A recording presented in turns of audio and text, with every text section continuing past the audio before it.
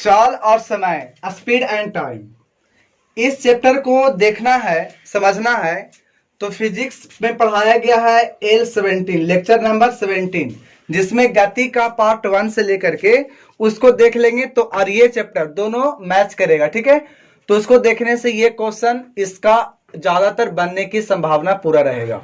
ठीक है, फिर भी हम यहां पर बताते हैं, इसमें स्पीड का एक फॉर्मूला होता है कि चाल बराबर देखेंगे तो इसमें होता है दूरी बटे समय।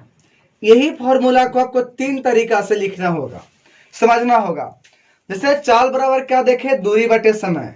अगर हम समय निकालना होता तो समय को ऊपर भेजते, तो समय को हम ऊपर भेजेंगे तो अब ये चाल कहां आ जाएगा, नीचे। तो यहां से हमें देखने को मिलेगा कि दूरी बटे क्या हो जाएगा, चाल। ठीक है, दूसरा फॉर्मूला। तीसरा फॉर्मूला ये रहता कि अगला आपको दूरी निकालना होगा, तो दूरी एक साइड रहेगा, बाकी सब इधर चला जाएगा। तो जब दूरी निकालेंगे तब यहां से आ जाएगा चाल गुना समय। तो यही 3 फॉर्मूला आपको ज्यादातर यहां देखने को मिलेंगे, और इसमें कुछ पॉइंट्स है और उसको भी हम लोग यहां पर देखते हुए चलेंगे, समझते हुए चलेंगे। ठीक है, तो चाल बराबर क्या हुआ, दूरी बटे समय।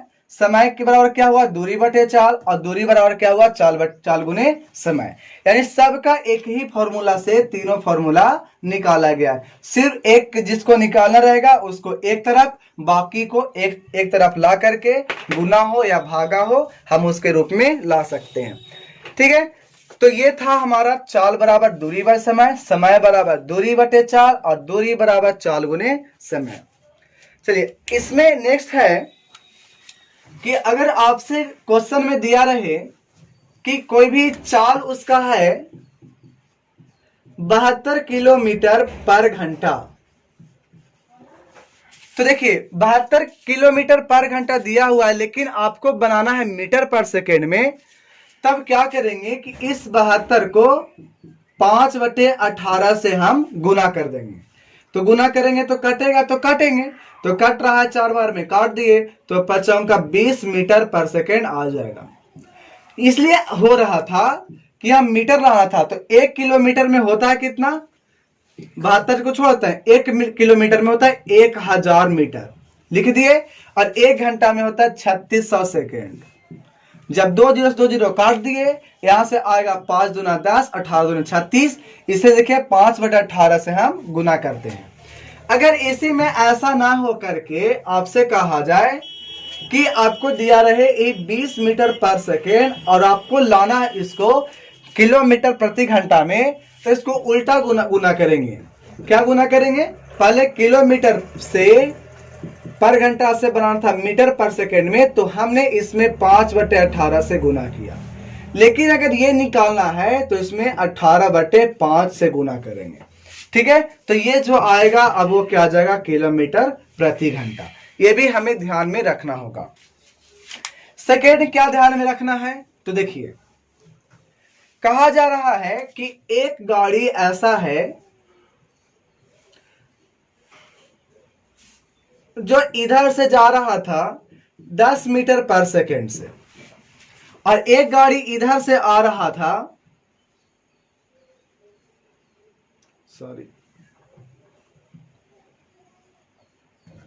इधर 5 मीटर पर सेकेंड से।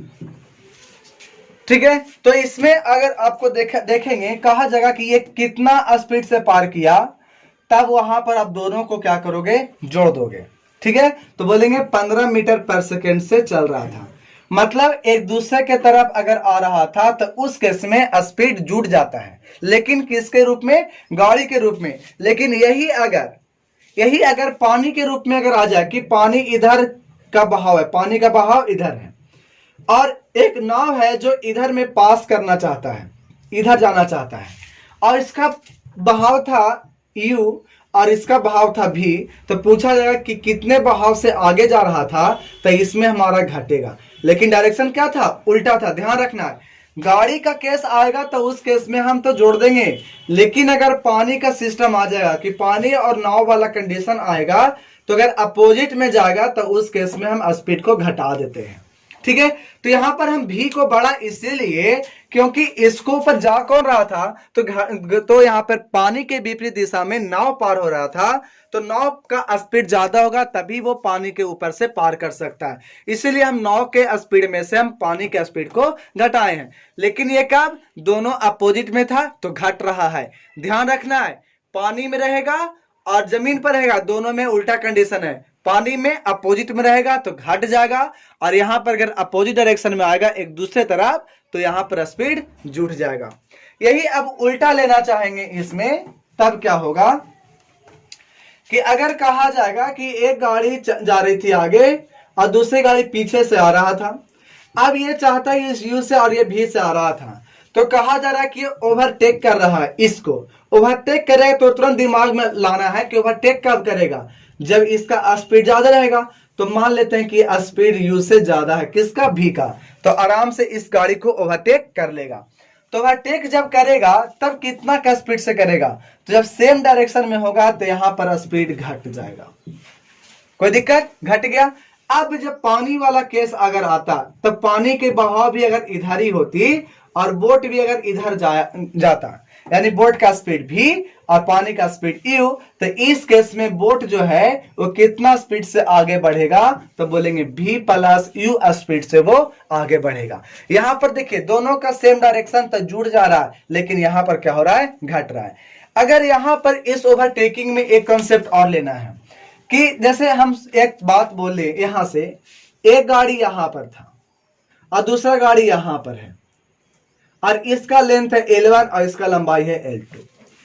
ये चाह रहा है कि पूरा पूरा क्रॉसिंग करे, तो पूरा पूरा क्रॉस करने में कितना दूरी चलना पड़ेगा इसको, तो सोचिए क्रॉस ये कब करेगा, जब ये वाला पोर्शन भी यहां से आगे चल जाए, यानी अब जो पोजीशन हो इस प्रकार से हो जाए, तब ना सोचिए कि अगर ये वाला अगर गाड़ी होता मार्कर तो पूरा पूरा क्रॉस कब करता, जब इसके अगला वाला और ये वाले को पीछे वाला टच कर जाए, तब क्या कहेंगे कि ये गाड़ी पहले वाले गाड़ी का सेफली क्रॉस कर चुका था। तो क्रॉस करने के चक्कर में कितना दूरी चला ये कैसे निकालेंगे, तो देखिए इसको हम टारगेट करते हैं इस पॉइंट को। ये पॉइंट अब कहां पर पहुंच गया होगा, यहां पर। ये दूरी कितनी हुई होगी यहां से यहां तक, और जितना दूरी ये हुआ है उतना ही दूरी क्रॉस करने के क्रम में वो गाड़ी आगे बढ़ी है।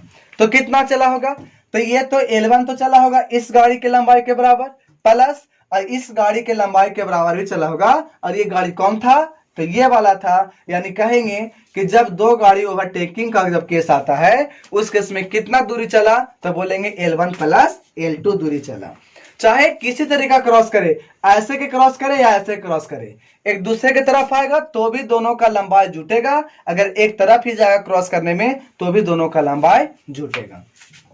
लेकिन अगर एक क्वेश्चन ऐसे भी आता है कि एक यहां पर मान लेते हैं कि पेड़ है और पेड़ को कोई गाड़ी क्रॉस करना चाह रही है, तब गाड़ी का लंबाई L1, तब ये क्रॉस करने के क्रम में कितना आगे निकल जाएगा, तब बोलेंगे क्रॉस तब करेगा जब गाड़ी पेड़ को इस पार से इस पार आ जाएगा, मतलब ये पोजीशन कहां पहुंच जाए, आगे। तो ये कितना दूरी के बराबर होगा, तो गाड़ी के लंबाई के बराबर। ठीक है, तो ये ध्यान में रखना है, और ये ध्यान में रखने के बाद हम क्वेश्चन को बना सकेंगे। अब आता है औसत चाल के बराबर। औसत चाल जैसे लिखते हैं तो दिमाग में आना चाहिए कि औसत चाल का फॉर्मूला ही होता है कुल दूरी बटे कुल समय।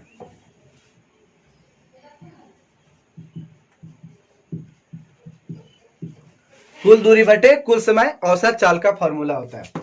लेकिन अगर इसमें आ जाता है कि अगर बराबर बराबर दूरी, यानी बराबर बराबर दूरी अलग अलग चाल से चले, 1 किलोमीटर प्रति घंटा चाहे मीटर पर सेकंड में हो, और यह पता चले y किलोमीटर प्रति घंटा या y मीटर पर सेकंड में, तो औसत चाल का फॉर्मूला होता है 2xy बटे x प्लस y। बराबर दूरी रहेगा तब। लेकिन यही अगर बराबर दूरी ना रह करके इसमें बराबर समय के लिए मान लेते हैं 2 सेकंड में इतना दूरी चला x स्पीड से, और अगला y स्पीड से 2 सेकंड में इतना दूरी चला, तो उस केस में अगर पूछेगा औसत चाल, तो या औसत चाल, तो डायरेक्ट क्या करेंगे, दोनों चाल को जोड़ करके बटा 2 कर देंगे। ठीक है, ये ध्यान में आना चाहिए। कब, ये कब और ये कब, इसमें दूरी बराबर होगा और इसमें समय बराबर होगा। तो इस केस में हम इतना करेंगे। तो ये जो थ्योरी था इतना ही था, इतना ही थ्योरी से हम पूरा क्वेश्चन को बना पाएंगे। ठीक है, तो स्टार्ट करते हैं क्वेश्चन। देखिए, 54 किलोमीटर प्रति घंटा की चाल से चलती हुई एक रेलगाड़ी किसी दूरी को 14 घंटा में चलती है। मतलब कोई दूरी मान लेते हैं, यहां से यहां तक कोई दूरी होगा। इस दूरी को पहले बार में स्पीड उसका दिया हुआ था 54 किलोमीटर प्रति घंटा चल रही थी, तो ये 14 घंटा में यहां पहुंच जाती है। लेकिन अब कहा जा रहा है कि उस वही दूरी को, लेकिन अगर चाल उसकी कितनी हो जाए 63 किलोमीटर प्रति आवर, यानी 63 किलोमीटर प्रति घंटा अगर उसका चाल हो जाए, तो बताइए यही दूरी को कितना देरी में वो चल पाएगा। यानी टाइम पूछा गया वक्त। तो सोचिए आपको क्या दिया हुआ है यहाँ पर कांस्टेंट। तो दूरी बदल रहा है? नहीं बदल रहा। जब नहीं बदल रहा है तो अब जानते हो कि दूरी बराबर क्या होता है, चाल गुने समय। यहां देखिए हम दूरी बिना निकाले भी यहाँ पर टाइम निकालेंगे, क्या होता है, चाल गुने समय। तो एक काम करते हैं, ऊपर वाला से यही दूरी का फॉर्मूला पर बैठाते हैं और नीचे वाले को भी हम इसी दूरी का फॉर्मूला बैठाएंगे। तो बताइए, इसको से दूरी निकालेंगे वो वाला दूरी और इसको से दूरी निकालेंगे वो दूरी, दोनों क्या होना चाहिए, बराबर होना चाहिए। और जब बराबर होगा देखिए चाल गुने समय दूरी हो जाएगा। तो यहाँ पर चाल कितना है 54 किलोमीटर प्रति घंटा और यहाँ पे समय कितना है 14 घंटा, बराबर होगा किसको से, इसको से। 63 किलोमीटर प्रति घंटा चाल और दूरी समय कितना होगा यहाँ पर टी, ये तो निकालना है। तो काट दे, 7 दूनी 14 और 7 नमा 63, 9 6 54, 6 दूना 12 घंटा में वो पहुंच जाएगा। यहाँ पर कोई दूरी निकालने की जरूरत नहीं है। एक स्कूटर सवार पहले 100 किलोमीटर की दूरी, तो देखिए हम यहां से लिखना स्टार्ट करते हैं। यहां चलना स्टार्ट किया, इस 100 किलोमीटर ये हो गया। कितना के चाल से चल रहा था, तो ये चल रहा था 50 किलोमीटर प्रति घंटा की चाल से। तथा अगले 120 किलोमीटर, तो अगला 120 किलोमीटर यहां तक हो गया। यहां तक जो चला वो चला है 40 किलोमीटर प्रति घंटा की रफ्तार से। तो पूछा यह जा रहा है कि जो इसकी औसत चाल हुआ है, उस औसत चाल से, जो इसको से औसत चाल आता ना, उसी औसत चाल से अगर वो 242 किलोमीटर जाए तो बताइए कितना टाइम वो लेगा। तो यानी हमें क्या चाहिए कि स्पीड अगर पता रहता, हमें पूछा गया टाइम, तो हम जानते हैं कि टाइम बराबर होता है दूरी बटे समय, चाल। जब दूरी बटे चाल होगा तो दूरी हमको पता है, चाल चाहिए। और यहाँ पर चाल कौन लेंगे, तो औसत चाल होगा वही लेंगे। औसत चाल कैसे निकालते हैं, तो जानते हैं कुल दूरी बटे कुल समय। तक कुल दूरी तो हमको पता है कि यहां से यहां तक अगर औसत चाल चाहिए तो दूरी पता है 100 किलोमीटर और 120 किलोमीटर। तो अगर हम यहाँ पर एवरेज यानी औसत चाल निकालने चले तो कुल दूरी मिल गया 100 और प्लस में 120। लेकिन कुल समय, यहाँ पर का समय नहीं पता। समय कैसे निकालते हैं, समय का फॉर्मूला होता है दूरी बटे चाल। तो ये दूरी बटे कितना चाल, दूरी 100 किलोमीटर, चाल 50 किलोमीटर प्रति घंटा, कटेगा तो 2 घंटा आ गया। तो बोलेंगे पहले बार में तो 2 घंटा लिया समय, लेकिन यहां पर जब चलेंगे तो दूरी हो गया 120 और ये हो गया 40, यानी घटेगा तो कितना घंटा, 3 घंटा। यानी बोलेंगे कि अगला 3 घंटा लिया था। तो बताइए यहां से यहां समय 2 घंटा, यहां से यहां समय 3 घंटा, तो टोटल समय कितना होगा, 3 और 2 5 घंटा। यहाँ पर घंटा इसको हटा देते हैं क्योंकि ऊपर में हम किलोमीटर नहीं लिखे थे। 120 100 120 220 हो जाएगा और यहाँ से 5 काटेंगे कितने बार में, तो 44 बार में कट जाएगा। तो यहां से मिलेगा 44 किलोमीटर प्रति घंटा उसका औसत चाल होगा। तो अब देखिए आपसे पूछा क्या गया, समय किसमें, इतना के लिए कि जब औसत चाल से चले तो 242 किलोमीटर था और औसत चाल उसका कितना था 44। कटेगा, काटेंगे, काटे, चलिए 11 से काटते हैं। 11 दूना 22, बचा कितना 2 और 2 22, यहां से 11 चंग 44। फिर कटेगा 2 बार में, यहां से 11, यहां से 2, यानी 11/2 सेकेंड, यानी कहने का मतलब 5.5 सेकेंड आ जाएगा। ठीक है, तो इस तरह से आंसर हो गया 5.5 सेकेंड। साधित प्रश्न चल रहा था, ठीक है, उसमें तीसरा क्वेश्चन है, एक रेलगाड़ी 45 किलोमीटर प्रति घंटा की चाल से चलती हुई एक पुल को 40 सेकेंड, देखिए जैसे आप प्रति घंटा है या सेकेंड, आपको तो चेंज करना पड़ेगा। तो उसके बाद देखिए क्या लिखा हुआ है कि एक पुल होगा, तो मान लेते हैं इतना बड़ा पुल होगा, ठीक है, और ये रेलगाड़ी होगा इतना बड़ा। ये रेलगाड़ी अब ये क्रॉस करना चाहेगा, है ना, कि एक रेलगाड़ी चल रहा था कितना से, 45 किलोमीटर प्रति घंटा से, और ये पुल को 40 सेकेंड में, यानी ये 40 सेकेंड में पूरा पूरा क्रॉस करके रेलगाड़ी अब यहाँ पहुंच चुकी है। तो सोचिए 40 सेकेंड में कितना दूरी चली होगी ट्रेन। तो बोले थे ना कि 40 सेकेंड में ये दोनों के लेंथ के बराबर होगा। तो क्या करते हैं, इसको हम मान लेते हैं लंबाई एल, बड़ा वाला एल, ट्रेन को यानी रेल को, और पुल को मानते हैं छोटा वाला एल।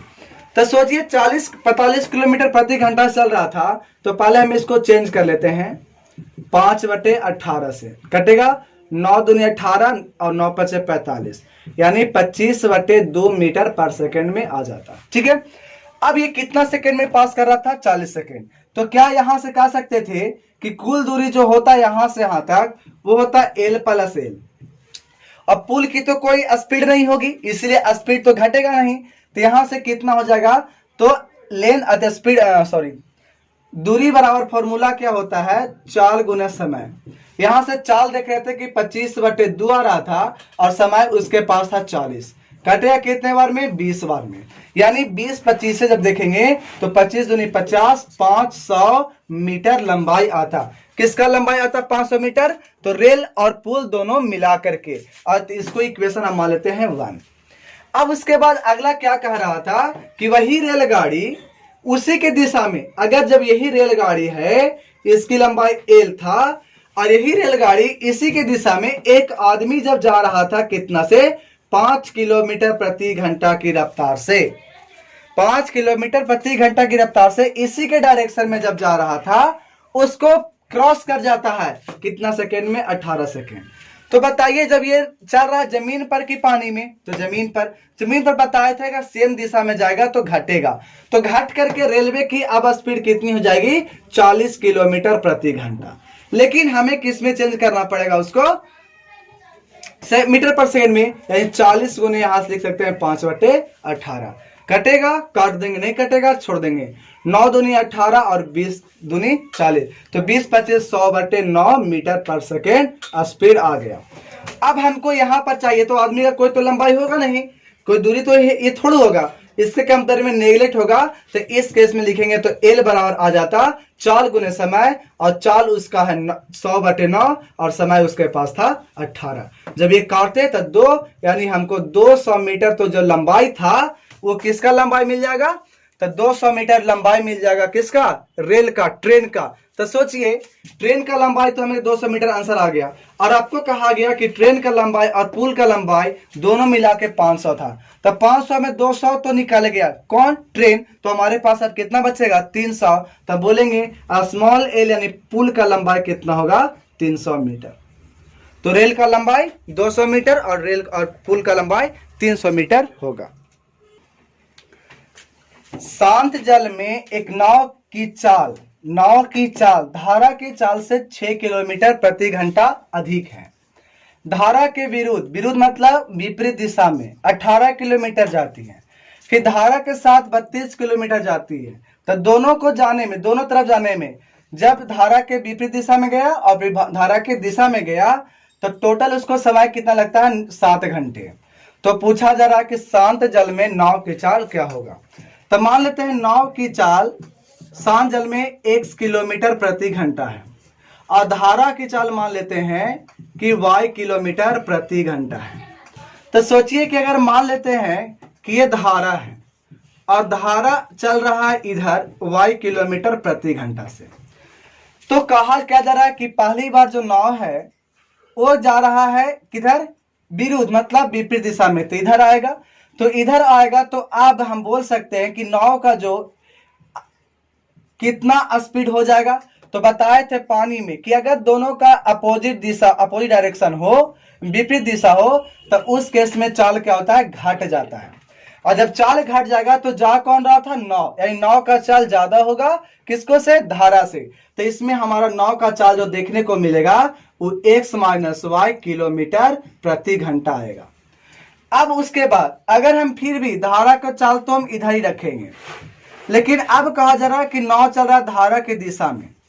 जब धारा की दिशा में जाएगा तो उस केस में अब टोटल जो इसका चाल हो जाएगा, अब वो कितना हो जाएगा, तो x प्लस वाई किलोमीटर प्रति घंटा उसकी चाल हो जाएगा। ठीक है, तब उसमें अब बनाते हैं, क्या बोला, दोनों तरफ जाने पर टोटल समय कितना है, 7। यानी अगर सोचे कि विपरीत दिशा में चला तो उसमें टाइम लेगा t1 मान के चलते हैं, और जब सेम डायरेक्शन यानी एक ही दिशा में जब जा रहा था उस वक्त टाइम लगा t2। तो क्या कर सकते हैं कि दोनों को समय जोड़ेंगे तो कितना के बराबर लिखेंगे, 7 घंटा के बराबर। अब हम जानते हैं कि समय का जो फॉर्मूला होता है वो होता है दूरी बटे चाल। तो दूरी कितना गया विपरीत दिशा में, तो विपरीत दिशा में 18 किलोमीटर हम लिख सकते हैं ऊपर में, और नीचे में चाल कितना से आ रहा था इधर, तो x माइनस वाई से प्लस t2 जाने का किधर था, धारा की दिशा में, और वो कितना गया था, 32 किलोमीटर। कितना स्पीड उसमें गया, तो x प्लस वाई से बराबर में 7। अब यहां पर क्या करना है, कैलकुलेशन करना है। दोनों को एलसीएम लेते हैं, x माइनस वाई और x प्लस वाई। जैसे यहां ले लेंगे, एक चीज और दिया हुआ था यहां पर देख लेते हैं। फर्स्ट पढ़िए, यहाँ पे शांत जल में एक नाव की चाल, नाव की चाल कौन था, x। ये जो था धारा की चाल से 6 किलोमीटर अधिक था, यानी सॉरी y प्लस 6 था।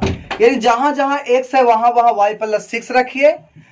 ठीक है, या तो आप क्या किए, यहां से y निकालिए तो x माइनस क्या होगा, 6। आपको निकालना क्या था, शांत जल में नाव की चाल। तो नाव की चाल निकालना था, यानी आप y की जगह पे कितना रख दीजिए, x माइनस 7। ये हम लास्ट में रख देंगे। ठीक है, चलते हैं पहले इसको कैलकुलेशन करते हैं। तो एलसीएम लेंगे तो x माइनस वाई और यहां से आएगा x प्लस वाई। ये x प्लस वाई ऊपर जाएगा तो 8 गुने 18 गुने x प्लस वाई, अब 32 गुने आएगा x माइनस वाई, अब बराबर में कितना, 7। इतना आ जाएगा। चलिए अब इधर हम थोड़ा सा मिटाते हैं।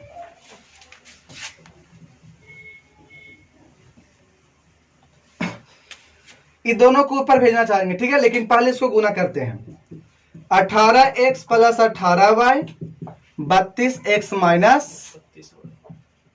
32y, अब बराबर जब उधर जाएगा तो 7, और यहां से होगा x square minus Y square. तो यहां से 18x और 32x कितना होगा, 50x। 18y में से 32y घटेगा तो कितना आएगा, माइनस में 14y, और यहां से कितना होगा, 7x square minus 7y square. या तो अब इसको क्या करते हैं, 7 छोड़ते हैं, x स्क्वायर माइनस y की जगह पर रख देते हैं कितना, x माइनस 6 का स्क्वायर। फिर यहां से 50x माइनस 14, y की जगह पर कितना रखना है, x माइनस 6, यहां से 7x स्क्वायर माइनस, अब किस पर टूटेगा, a माइनस बी का होल स्क्वायर, तो a square plus b square, तो 6 का स्क्वायर माइनस 2 है, तो 2x गुने कितना, 6, यहां 50x, यहां से कितना हो जाएगा, माइनस था ना, यहाँ पर माइनस, क्योंकि x square a square plus b square minus 2 है, 50x, यहां से जाएगा माइनस, अंदर में 14x और माइनस माइनस प्लस, 14 छक 84, यहाँ 7 बाहर में हो जाएगा। अभी देखिए माइनस अंदर लेके जाते हैं तो माइनस जाएगा, तो माइनस एक्स स्क्वायर माइनस में 36 और माइनस माइनस प्लस 6 दूनी 12x, एक्स स्क्वायर कट जाएगा। तो अब देखते हैं कितना आता है, तो यहां से 50 में से 14x घटा दीजिए, आपका आ जाएगा 36x प्लस 84, यहां से गुना कर दें, माइनस में 36 गुने 7, 7 42, 7 21 और 4 25, और प्लस प्लस प्लस 82 84x। ठीक है, इसको माइनस में इधर लाएंगे प्लस में, और ये प्लस में इधर लाएंगे माइनस में। तो 84 प्लस 252, तो 84 x में से 36x घट जाएगा। तो जोड़ दे, 4 और 2 6, 8 5 13, 2 और 1 3, किसके बराबर? जो 14 में से 6 जाएगा तो 8, और यहां पर बचेगा 7 में से 3 जाएगा तो 4, 48 x बराबर कटेगा। चलिए पहले हम काटते हैं 4 से, 12x बचेगा 4 से काटने पर। चलिए 12 बार में आएगा, 4 से काटते हैं, 8 चौके 32, 1 और 4 16, 4 चौका 16, 84। फिर कटेगा, कितने बार में आएगा? 12 84 7, यानी x बराबर आएगा 7 किलोमीटर प्रति घंटा। इतना की रफ्तार उसका होगा शांत जल में, किसका? नाव का। अगर यही पूछा जाता कि धारा की चाल कितना होता, तो हम देख रहे थे कि x बराबर होता था, सॉरी यहां पर देखे थे कि y बराबर था x माइनस 6, तो x कितना था? 7 आया था, और यहां से 6 घटाते तो 1 किलोमीटर प्रति घंटा की रफ्तार धारा की चाल होता। तो पूछता धारा का तो 1 किलोमीटर प्रति घंटा आता, और पूछा गया नाव का तो कितना? 7 किलोमीटर प्रति घंटा। तो ये था आज जो कल हम लोग करेंगे उस चाल और समय का क्वेश्चन करेंगे, ठीक है। तो क्वेश्चन आप लोग अटेम्प्ट लीजिएगा और उसके बाद फिर तब उसको सॉल्यूशन देखिएगा, ठीक है।